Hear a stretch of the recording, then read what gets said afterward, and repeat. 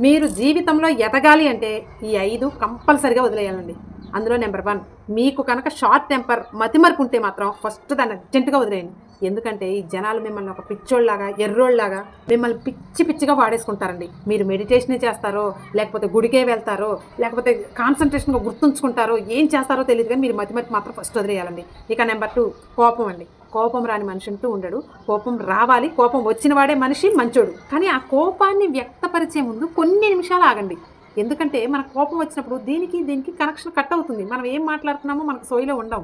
ఆ కాస్త టైం ఇవ్వటం ద్వారా దీనికి మళ్ళీ కనెక్షన్ మళ్ళీ నార్మల్ అవుతుంది. అప్పుడు మనం నార్మల్‌గా మాట్లాడగలుగుతాం. కాబట్టి కోపం వచ్చినప్పుడు వెంటనే వ్యక్తపరిచేటటువంటి గుణాన్ని వదిలేయండి. ఇక నెంబర్ 3 మీకు కనుక బద్ధకం ఉంటే ముందు అర్జెంట్‌గా దానికి వదిలేయండి. ఎందుకంటే బద్ధకం అనేది బ్రతికున్న మనిషికి సమాధి లాంటిదండి. నెంబర్ 4 మీ టైంని మీరు వాడుకోవటం నేర్చుకోండి. లేకపోతే మిమ్మల్ని వేరే వాళ్ళు వాడుకుంటారు. మీకు బ్యాడ్ టైమ్ స్టార్ట్ అవుతుంది.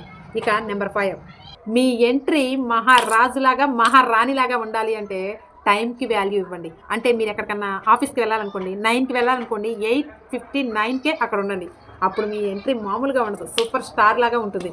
ఇక ఈ 5 అలవాట్లు కనుక మీరు అలవాటు చేసుకుంటే, వదిలేయాల్సినటువంటి దరిద్రపు అలవాట్లు ఆ 5 వదిలేస్తే మీరు చాలా చాలా హ్యాపీగా ఉంటారండి లైఫ్‌లో.